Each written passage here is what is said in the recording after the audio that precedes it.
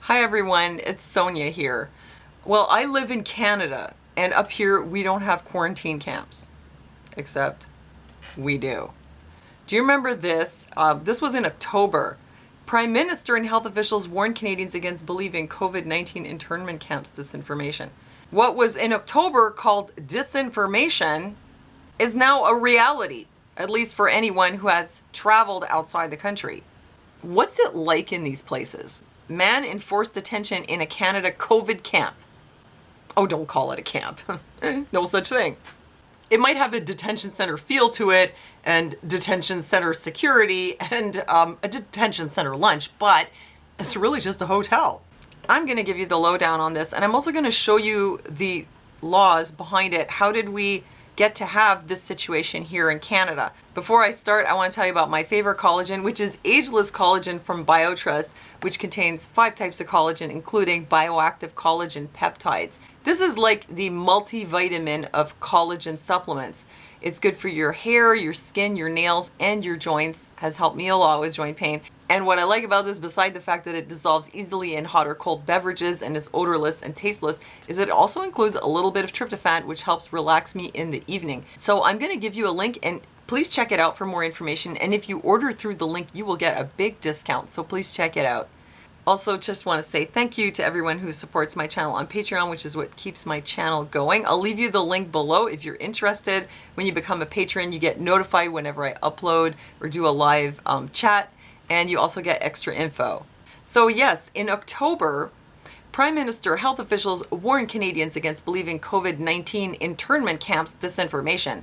This was because of a supposed leaked memo that was circulating, which said, among other things, that there would be detention facilities all over Canada.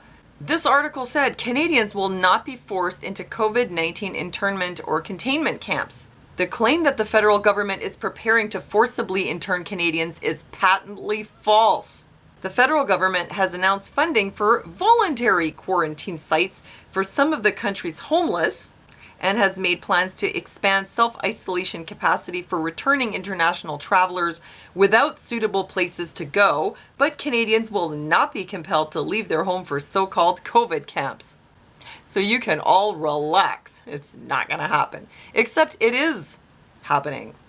So last week, a couple of changes were made. First of all, many airlines suspended their flights to the Caribbean. Transat, WestJet, Air Canada, they will not take you to Mexico or anywhere in the Caribbean, at least not for now, because they say they want to avoid people going somewhere on spring break and bringing back COVID variants with them. Also, Canada will be requiring every traveler coming into the country to quarantine in a hotel. And it's not going to come cheap. It's going to cost you about $2,000 at least. Even though there will be testing before you get on the plane, and at the airport when you get off the plane, they're going to put you in the hotel for a few days just in case, because a positive test means you're infected, but a negative test doesn't absolutely exclude infection. The new restrictions are aimed at stemming the spread of new variants, but PCR tests are never fail-proof. This is why we have to do this. To be extra careful, those with negative test results will then be able to spend the rest of their quarantine period at home under, quote, significantly increased surveillance and enforcement. What happens to the people who go into quarantine and then have a positive test? I guess they have to pay for their whole stay and they can't leave. First of all, why do people have to pay for this? I mean, even if they were going to force people into quarantine, why $2,000? It's weird because according to CBC News, this was back in August. They said Ottawa has spent $37 million on quarantine hotels in Canada. And at the time, if you didn't have a place where you could quarantine, you could choose to go to one of these hotels. And they had a report on it here where they said this man had spent 2 weeks in the hotel. He says quarantine officers whisked him by private shuttle to a hotel. They provided food 3 times a day and also came in twice a day to do health checks. All paid for by the federal government. At the time, it was enough that this was being paid with your tax dollars, but not anymore. A nurse showed him up to his room, and that's where he stayed for 14 days. After that, you could leave. But it wasn't mandatory for anyone to go there in the first place. There was a video put up from Rebel News in January called Meet the Man Who Escaped from a COVID Hotel in Toronto. This was a guy who had been taken from the airport and brought to one of these because he refused to do a PCR test at the airport. So he was led to believe that because he had refused, he was now forced to quarantine at the hotel. But then it turns out that actually he wasn't obligated to stay, and he literally just walked out. So even though this was publicly funded and it wasn't actually compulsory, it was very, very secretive. They told you guys that this place was under construction? That's right. Oh my. Wow. For some reason, they really didn't want the public to know what was going on. But why? Well, here we are now in January, and they have changed the rules. I'm going to show you now the information from the Canadian government's website. Justice Law's website, Quarantine Act. This was originally passed March 17th of 2020. So here are the rules for travelers. They do mention detention by quarantine officer. A quarantine officer may detain any traveler who A, has refused to be disinfested or to undergo health assessment, has been required to undergo a medical examination, has failed to comply with an order made under Section 26, the quarantine officer has reasonable grounds to believe, has or might have a communicable disease or is infested with vectors, or has recently been in close proximity to a person who has or might have a communicable disease or is infested with vectors. What are vectors? Like fleas? Is capable of infecting other people.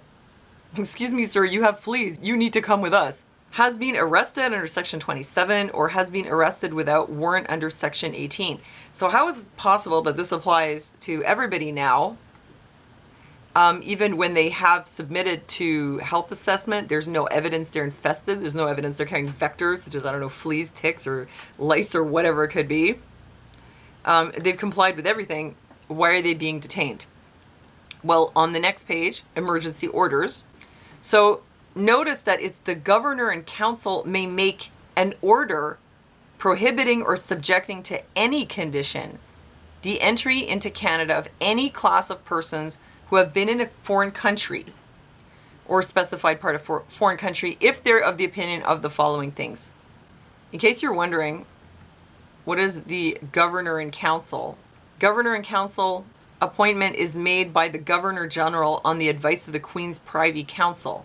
The appointments are made through an order in council and range from heads of agencies and chief executive offices of crown corporations to members of quasi-judicial tribunals.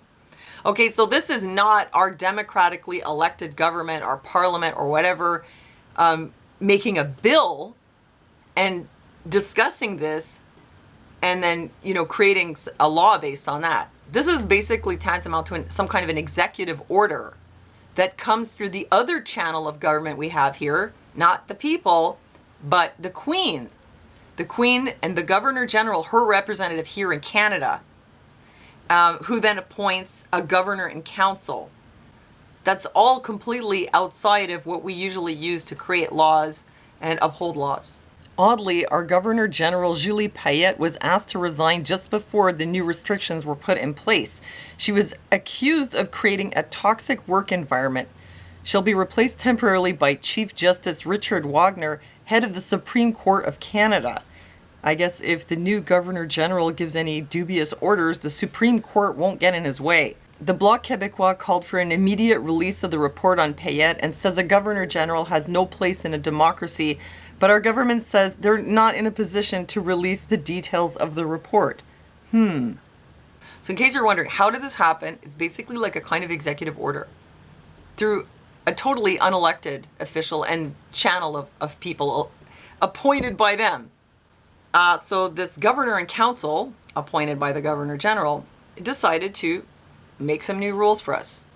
And here they are from the Government of Canada's website. Mandatory hotel stay for all air travelers arriving in Canada.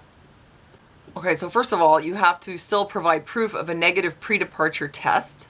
Travelers will also be required to take a COVID test on arrival, reserve a room in a hotel for 3 nights at their own cost while they await their test results. Also, all the airports are shut down except for 4. There's no other way to come into the country.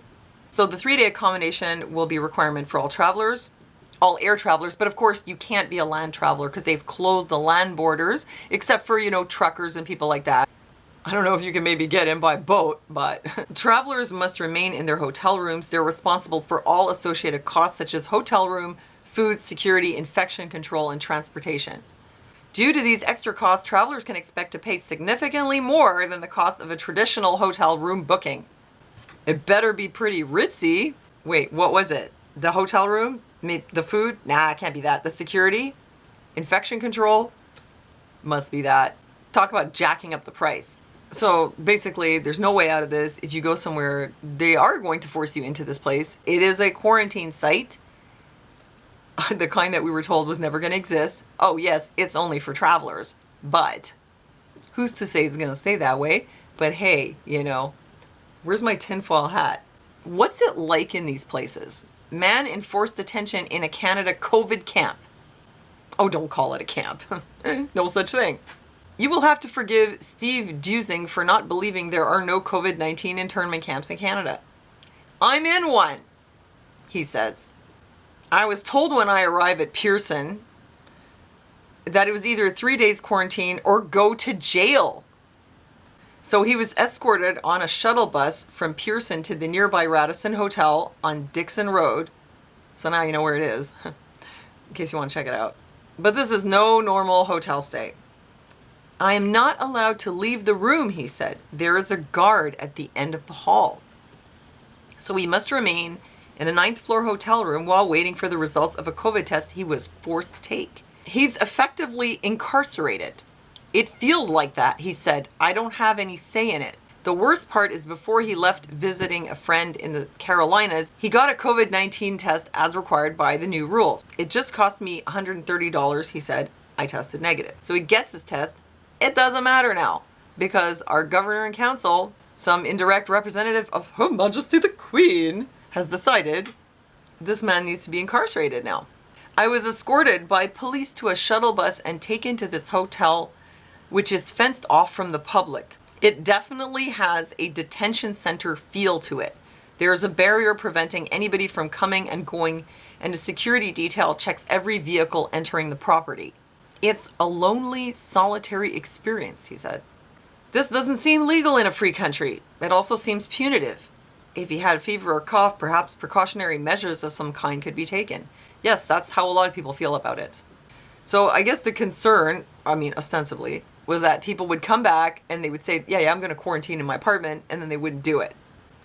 Why would you be going to these lengths when these people have already been tested twice and they don't have any symptoms? Clearly, it's not really because you have to be that careful. It has a lot more to do with just wanting to discourage people from traveling. So let's just go back to August one more time when they told us there was no such thing as internment camps. It's true. They're not camps, they're hotels. But once you're there, apparently you feel like you're in prison. So what's the difference? What's the difference if it's for travelers or it's for people who've been in contact with someone, or people who refuse to get tested, or people who refused some other kind of medical intervention? What's the difference? Because if you can do this to travelers, why can't you do it to other people down the road? I've been kind of amazed at how people have been responding to this. A lot of people are saying that they're on board. They think this is reasonable. Our right to travel is a charter right. It's supposed to be one of our fundamental rights, along with we have a right to refuse medical interventions. We have these rights, but because of emergency measures, literally our constitutional rights are suspended. Our charter rights are suspended. That's a kind of really scary situation, don't you think? And somehow people are okay with this because it's coming incrementally. Somebody said to me, why didn't they do this a year ago? Why? Because I think a year ago, people's reaction would have right away been, these are violations of our rights. And there would have been a lot more opposition to it. But it's been an entire year. People are totally worn out. They've been softened up. And now they're like, yeah, okay, whatever. It seems like a year ago when it first started, it seemed like it would have been more reasonable to do it then. But for some reason, they're doing it now. Here's an article from the Toronto Star. The last thing I want to point out to you. The government needs to stop distracting us with irrational fear of travel. And the point they're making here is that actually there's really no reason to be so scared of incoming travelers. Dr. Teresa Tam, the Chief Public Health Officer, has stated there is little, if any, evidence of COVID transmission aboard aircraft. This is due to a multi-layered safety and risk management approach, which is the foundation of the aviation industry. Every aircraft surface is sanitized prior to departure. Passengers require temperature checks while going through security. They remain masked for the entire flight and do not sit face to face. And then they talk about cabin air circulation, which is recycled every 2 minutes. In comparison, a standard hospital room takes 35 minutes. Cabin air flows downward, and HEPA filters clear out 99.9% of any airborne contaminants, including viruses. A U.S. Department of Defense study illustrated that being masked on an airplane, only 0.003% of particles make their way to another passenger's breathing zone. As a result, sitting next to a passenger is equivalent to being 6 to 7 feet from them in a normal public setting, because of the way the airflow is and the filters and everything. No other indoor public environment can guarantee such safety. So why all the fear, right? 2 independent studies have collectively tested over 50,000 inbound travelers. The results have shown that at most 1.15% of incoming arrivals have tested positive for COVID, all detection within a span of 7 days. And that's what I'd heard before, that it was actually a very low percentage of cases that were associated with travel. Despite numerous pleas by the aviation industry through last year to implement science-based rapid testing to reduce or eliminate quarantine, the lethargic government has refused to acknowledge them. Why? That is, until the emergence of COVID-19 variants, which eventually made their way into Canada.